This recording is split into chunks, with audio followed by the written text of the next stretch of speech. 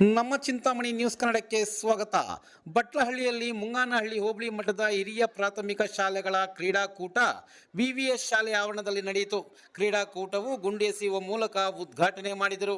ಕಾರ್ಯಕ್ರಮದಲ್ಲಿ ECO Muralikrishna, ಸಿಆರ್ಪಿಗಳಾದ Sarojamma, Narasimhappa, VVS ಶಾಲೆಯ ಆಡಳಿತ ಮಂಡಳಿಯವರಾದ ಶಂಕರ್ ರೆಡ್ಡಿ, ಪ್ರಾಥಮಿಕ ಶಿಕ್ಷಕರ ಸಂಘದ ಪ್ರಧಾನ ಕಾರ್ಯದರ್ಶಿ ವಸಂತ ರೆಡ್ಡಿ, ವಿವಿಎಸ್ ಶಾಲೆಯ ಮುಖ್ಯ ಶಿಕ್ಷಕ ಲಕ್ಷ್ಮಪ್ಪ ಸೇರಿದಂತೆ ವಿವಿಧ ಶಾಲೆಯ ಮುಖ್ಯ ಶಿಕ್ಷಕರು, ಸಹ ಶಿಕ್ಷಕರು, ದೈಹಿಕ ಶಿಕ್ಷಣ ಶಿಕ್ಷಕರು, ವಿದ್ಯಾರ್ಥಿಗಳು ಭಾಗವಹಿಸಿದ್ದರು.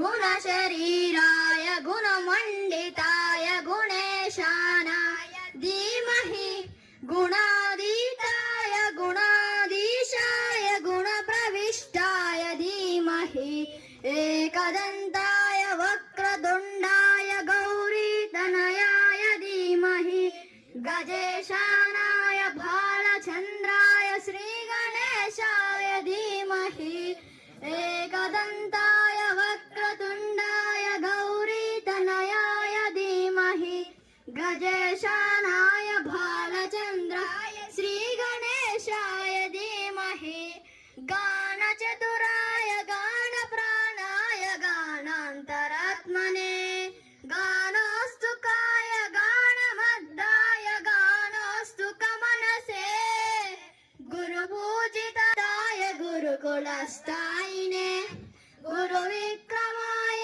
ಗುಹ್ಯ ಪ್ರಭರಾಯ ಗುರವೇ ಗುಣಗುರವೇ ಗುರು ದೈತ್ಯ ಕಲಕ್ಷತ್ರೇ ಗುರು ಧರ್ಮ ಸದಾರಾಧ್ಯಾಯ ಗುರುಪುತ್ರ ಪರಿದಾತ್ರೆ ಗುರುಪಾಕಂಡ ಕಂಡಕಾಯ ಕಾಯ. ಈ ವರ್ಷ ಮಾತ್ರ ನಾನು ಈ ಒಂದು ಹೋಬಳಿ ಮಟ್ಟದ ಕ್ರೀಡಾಕೂಟಗಳ ಒಂದು ಪೂರ್ವ ಸಭೆಯಲ್ಲಿ ಭಾಗವಹಿಸಕ್ಕಾಗಲಿಲ್ಲ. ಕಾರಣ ಅವತ್ತು ನಮ್ಮ ಒಂದು ಜಿಲ್ಲಾ ಮಟ್ಟದ ಒಂದು ವರ್ಗಾವಣೆ ನಡೀತಾ ಇತ್ತು. ವರ್ಗಾವಣೆಯಲ್ಲಿ ಭಾಗವಹಿಸಬೇಕಾಗಿದ್ದರಿಂದ ಅದಿನ ವ್ಯವಸ್ಥಾಪಕರ ಒಂದು ಅನುಮತಿ ಮೇರೆಗೆ ಅಲ್ಲಿ ಭಾಗವಹಿಸಿದ್ರಿಂದ 33 ವರ್ಷಗಳಲ್ಲಿ 32 ವರ್ಷಗಳ ಕಾಲ ಸಕ್ರಿಯವಾಗಿ ಒಂದು ಹೋಬಳಿ ಮಟ್ಟದ ಕ್ರೀಡಾಕೂಟಗಳನ್ನು ಅತ್ಯಂತ ಯಶಸ್ವಿಯಾಗಿ ಇವತ್ತು ಇಡೀ ಜಿಲ್ಲೆ ನೋಡ್ತಾ ಇತ್ತು. ನಮ್ಮ ಒಂದು ಹೋಬಳಿ ಮಟ್ಟದ ಕ್ರೀಡಾಕೂಟಗಳನ್ನು ಗೌರಿಬಿದನೂರು ಮತ್ತು ಗುಡಿಬಂಡೆಯವರು ನನಗೆ ಫೋನ್ ಮಾಡ್ತಾ ಇದ್ರು, ನಿಮ್ಮ ಮುಂಗಾನಹಳ್ಳಿಯಲ್ಲಿ ಖೋ ಖೋ ಮತ್ತು ಕಬಡ್ಡಿ ಯಾವ್ದೋ ಟೀಮ್ ಗೆದ್ದಿದೆ ಫಸ್ಟ್ ಹೇಳಿ ಅಂತ. ಯಾಕಂದ್ರೆ ಇಲ್ಲಿ ಗೆದ್ದಂತಹ ಹೋಬಳಿ ಮಟ್ಟದಲ್ಲಿ ಗೆದ್ದಂತಹ ಒಂದು ತಂಡವು ಮುಂದೆ ಜಿಲ್ಲೆ, ರಾಜ್ಯ ಮತ್ತು ಅಂತಾರಾಷ್ಟ್ರೀಯ ಮಟ್ಟಕ್ಕೆ ಹೋಗುವಂತ ಅದೇ ಉದಾಹರಣೆಗಳಿವೆ. ಈ ಒಂದು ಹಿನ್ನೆಲೆಯಲ್ಲಿ ಇವತ್ತು ನಾವು ಅತ್ಯಂತ ಯಶಸ್ವಿಯಾಗಿ ಮತ್ತು ಸಂತೋಷದಿಂದ ಈ ಒಂದು ಕಾರ್ಯಕ್ರಮಗಳನ್ನು ಅತ್ಯಂತ ಅರ್ಥಪೂರ್ಣ ಮತ್ತು ವಿಜೃಂಭಣೆ ಮಾಡ್ತಾ ಇದ್ವು.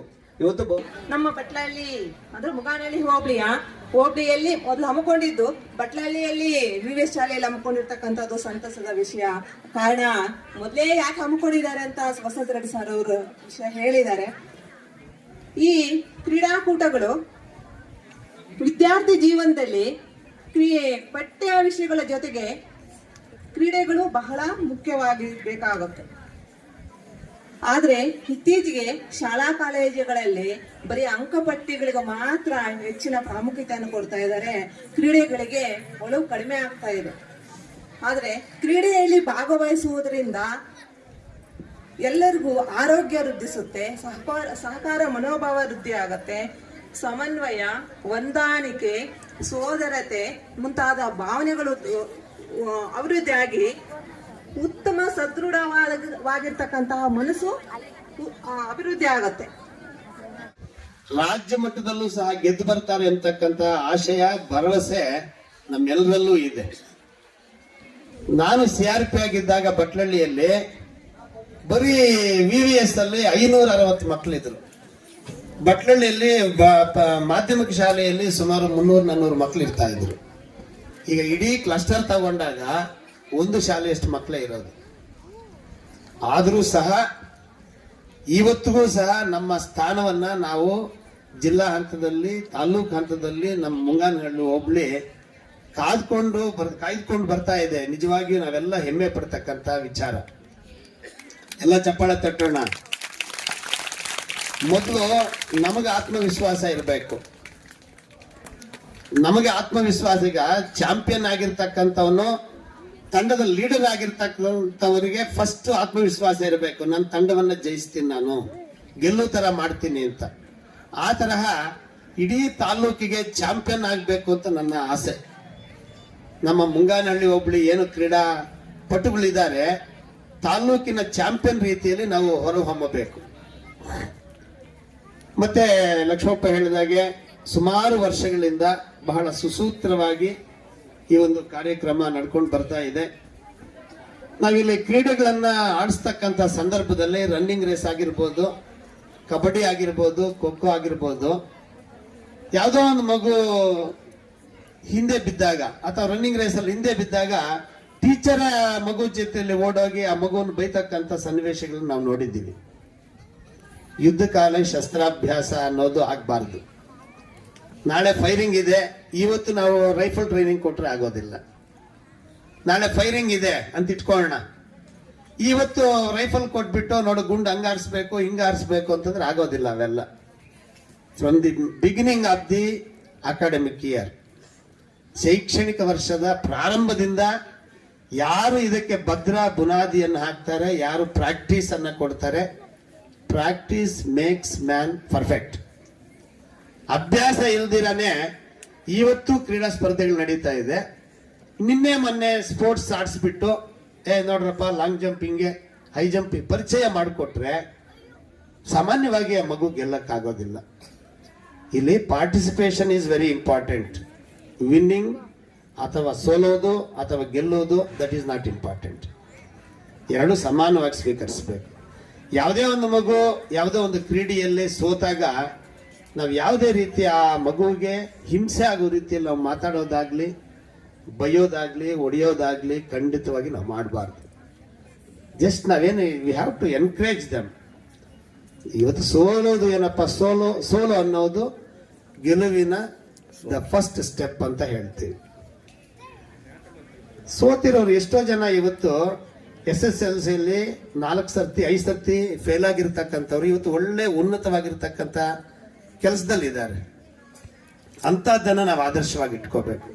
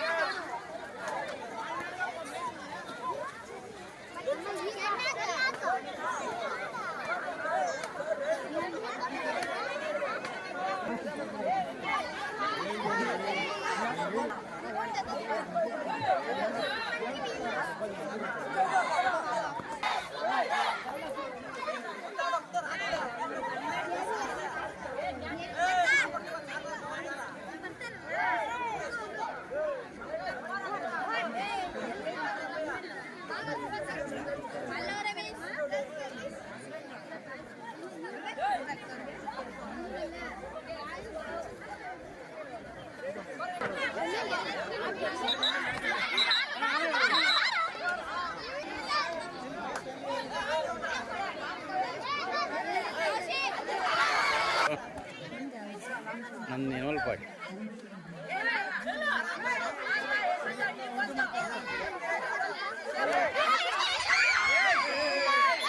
ಬಟ್ಟೆ